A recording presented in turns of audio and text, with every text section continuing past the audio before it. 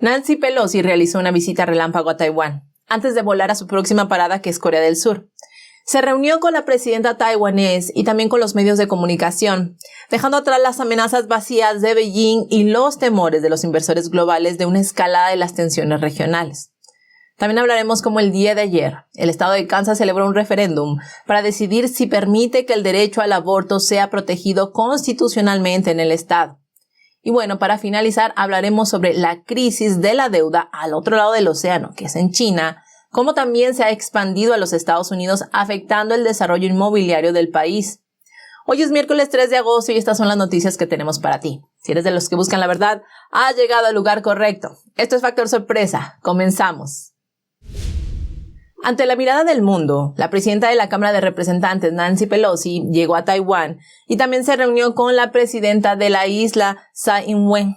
Esta es la primera vez en 25 años que un presidente de la Cámara de Representantes de los Estados Unidos visita Taiwán. Después de su llegada, Pelosi emitió un comunicado en el que decía que la visita de la delegación del Congreso a Taiwán estaba en consonancia con el compromiso inquebrantable de los Estados Unidos de apoyar la democracia floreciente de Taiwán. Pelosi y su grupo estaban a bordo del vuelo Spark 19 del ejército de los Estados Unidos cuando salió de la capital de Malasia, esto a las 3:42 de la tarde del 1 de agosto. El vuelo atrajo a más de 300,000 personas para rastrear el vuelo en Flyradar 24, que es un sitio web de seguimientos de vuelos. El avión se dirigió hacia el este, evitando las aguas del mar de China Meridional. Luego giró hacia el norte y siguió al lado del este de las Filipinas hasta Taiwán. Le tomó alrededor de 2 horas más que el tiempo de vuelo habitual de Taipei a través del mar de China Meridional. Cuando el avión de Pelosi aterrizó en Taiwán, casi simultáneamente el Washington Post publicó un artículo de opinión titulado ¿Por qué dirijo una delegación del Congreso a Taiwán? Oldys dijo que la ley de relaciones con Taiwán es uno de los pilares más importantes de la política exterior de los Estados Unidos en la región de Asia y el Pacífico. La ley articula el compromiso de los Estados Unidos con un Taiwán democrático y proporciona el marco económico y diplomático para que los dos países se conviertan rápidamente en una asociación clave. La amistad entre los Estados Unidos y Taiwán se basa en intereses y valores compartidos que son la autodeterminación, el autogobierno, la democracia y la libertad, la dignidad humana y los derechos humanos. Pelosi dijo lo siguiente: en esta ley, Estados Unidos prometió solemnemente ayudar a defender Taiwán. Y hoy Estados Unidos debe recordar ese voto y debemos apoyar a Taiwán. Y bueno, su visita llega en un punto en que las relaciones entre los Estados Unidos y China están en su peor momento desde la normalización de las relaciones diplomáticas entre los dos países en 1979. El momento también es delicado para el PSC porque el 1 de agosto es el día llamado Día del Ejército del PSC. El Ministerio de Relaciones Exteriores de China emitió un comunicado calificando la llegada de tener un grave impacto en la base política de las relaciones entre Estados Unidos y China. Mientras tanto, un portavoz militar chino amenazó con lanzar una serie de operaciones militares específicas para contrarrestarlo. Pero hasta ahora solo se han visto ejercicios militares de bajo nivel. Beijing también suspendió abruptamente las importaciones de productos de varias fábricas de alimentos taiwaneses en la primera oportunidad. Los productos de estos negocios pertenecen todos a la categoría de galletas, bollería y pan. Estas, podríamos decir, son las mejores contramedidas fuertes del PSC. En el pasado la importación de piña y mero ya habían sido prohibidas, pero esta vez se prohibió la importación de postres. La postura dura del Partido Comunista Chino es principalmente un espectáculo para el público chino. Los medios comunistas afirmaron que Pelosi y su grupo se desviaron a Taiwán. Dijeron que ella hizo esto para evitar la interferencia de la amenaza militar china. Aunque los analistas militares creen que es poco probable que las armas del PSC supongan una verdadera amenaza para los aviones estadounidenses. Tales excusas ayudan a Beijing a salvar su propia cara. En las vísperas de la visita de Pelosi a Taiwán, el sitio web oficial de la Oficina Presidencial de Taiwán fue objeto de un ataque de denegación de servicios, esto en alta mar, con 200 veces la cantidad habitual, lo que provocó que el sitio web en algún momento no pudiera mostrarse. La presidenta de Taiwán, Tsai Ing-wen, recibió una delegación encabezada por Pelosi en el Palacio Presidencial el día de hoy. Pelosi fue bienvenida con la entrega de la Orden del Gran Cordón Blue, un reconocimiento y aprecio por su apoyo de larga data a Taiwán y sus destacadas contribuciones para mejorar los intercambios entre Estados Unidos y Taiwán. Mientras Pelosi se encontraba en el yuan legislativo de Taiwán, dijo que la ley de chips de los Estados Unidos brindará buenas oportunidades para la cooperación entre Estados Unidos y Taiwán en la industria de los chips. El apoyo de Estados Unidos a Taiwán es multipartidista e incluye la aprobación de muchos proyectos de ley de derechos humanos. Elogió el éxito de Taiwán en la respuesta a la epidemia, evitando el cierre total de la ciudad y manteniendo el crecimiento económico y el progreso democrático de las últimas décadas.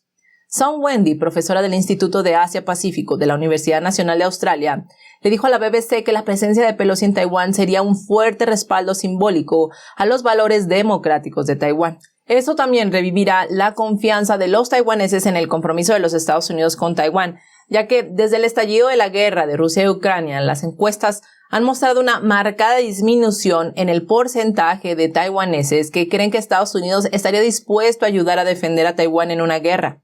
Song dijo lo siguiente: algunos pueden ver la visita de Pelosi como un mero teatro político, pero a veces el simbolismo es la sustancia.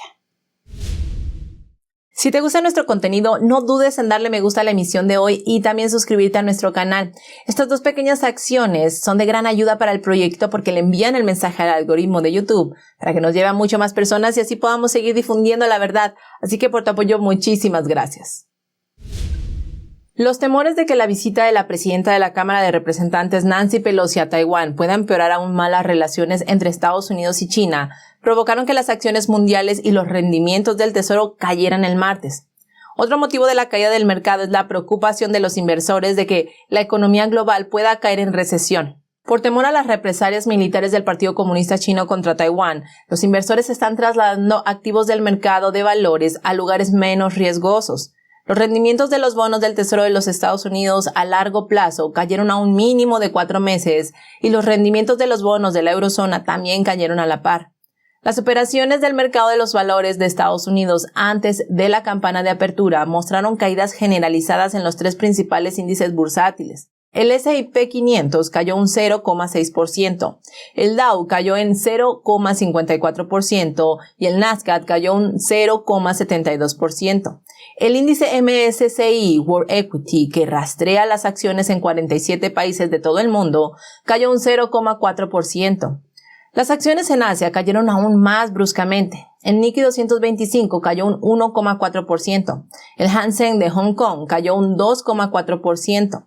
El índice compuesto de Shanghai de China cayó un 2,3% y el índice bursátil de Taiwán cayó un 1,9%.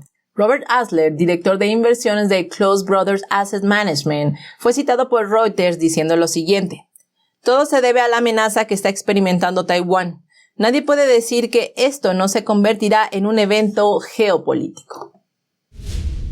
Y escuchen esto, el estado de Kansas celebró un referéndum el día de ayer martes para decidir si permite que el derecho al aborto sea protegido constitucionalmente en el estado. Este es el primer estado en la nación en presentar la decisión de legalizar el aborto directamente a los votantes desde que la Corte Suprema anuló el Roe versus Wade. Y bueno, la Corte Suprema del Estado dictaminó en el 2019 que el derecho a la autonomía personal está protegido por la Declaración de Derechos de la Constitución Estatal y proporciona un escrutinio estricto para regular el aborto. La eliminación de este derecho constitucional tendría que lograrse a través de una enmienda constitucional estatal.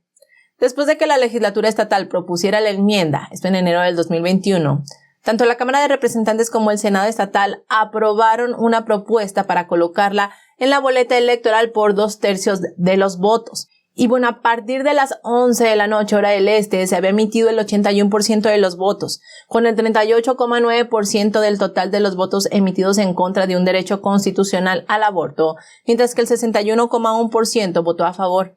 Esto significa que la Constitución de Kansas permitirá que exista el derecho al aborto. The Real Deal, una revista de bienes raíces de Nueva York, publicó recientemente un artículo que cita el complejo Atlantic Plaza Pacific Park, un proyecto de construcción sin terminar en Brooklyn. Esto como un ejemplo de cómo la crisis de la deuda en la industria de las bienes raíces de China podía extenderse a los Estados Unidos. Cuando Xi Jinping asumió oficialmente el mando en el 2013, China facilitó que las empresas privadas pudieran invertir en el extranjero al eliminar los trámites burocráticos para los préstamos a empresas privadas para invertir en el extranjero.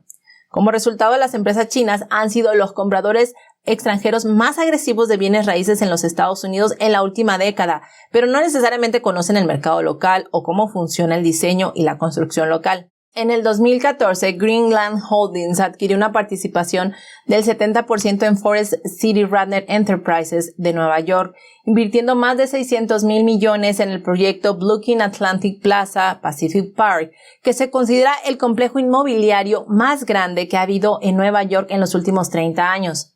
2 años más tarde, Greenland Holdings aumentó su participación del 70 al 95%. Pero los ex empleados de Greenland Holdings en los Estados Unidos le dijeron a The Real Deal que estos propietarios chinos están empeñados en construir grandes edificios y no escatiman costos para hacerlo. Y también imprudentemente quieren construir las 3 torres de Metrópolis al mismo tiempo en lugar de por fases. Para quien no lo sepa, los desarrolladores de los Estados Unidos generalmente construyen en fases.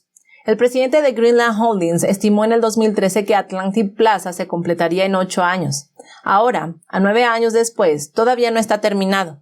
Un portavoz de la empresa dice que esperan seguir cumpliendo con sus compromisos, pero aún no está dispuesto a proporcionar ningún cronograma para completar el proyecto de Atlantic Plaza. Este hecho contradice las palabras del vocero.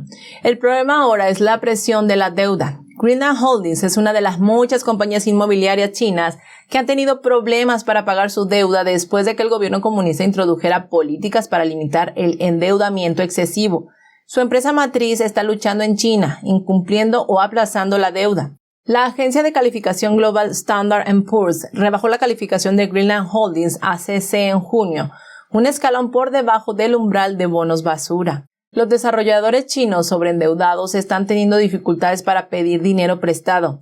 Ahora tienen que buscar capital y compradores para recaudar dinero vendiendo sus activos. Por ejemplo, el Hotel Indigo, propiedad de Greenland en los Estados Unidos, abrió hace menos de un año en el centro de Los Ángeles y ahora está a la venta por $280 millones. Anteriormente, Greenland vendió 2 edificios de departamentos dentro de su proyecto Atlantic Plaza en Brooklyn, esto por $315 millones. El artículo concluye que muchos desarrolladores chinos, incluido Greenland USA, son propiedad parcial del régimen chino, lo que significa que depende de los funcionarios locales rescatarlo. Pero el gobierno de Shanghai también está escaso de dinero en este momento, ya que el desarrollo inmobiliario se ha estancado y las concesiones de tierras contribuidas a las arcas del gobierno local se han agotado. Así que la pregunta que queda en el aire sería: ¿puede el futuro de Brooklyn Atlantic Plaza, incluidas todas las viviendas asequibles prometidas, depender de una limosna del gobierno de Shanghai? Llegamos al fin de la emisión de hoy. Muchísimas gracias por llegar hasta aquí con nosotros. Te recuerdo que ya puedes sumarte a nuestra sala de chat en Telegram, seguirnos por YouMaker y escucharnos en nuestro podcast. Estos links los dejaremos en la cajita de descripción a la par del link de donaciones. También te recuerdo que tenemos activas nuestras membresías y al unirte al canal podrás obtener muy buenos beneficios, pero además apoyar a nuestro proyecto de manera económica. La forma de hacerlo es muy sencillo, es clicando el botón de allá abajo que dice Join o Unirse. Por tu apoyo, por tu atención, por tu tiempo, muchísimas gracias. Recuerda, sigamos en búsqueda de la verdad. Nos vemos mañana.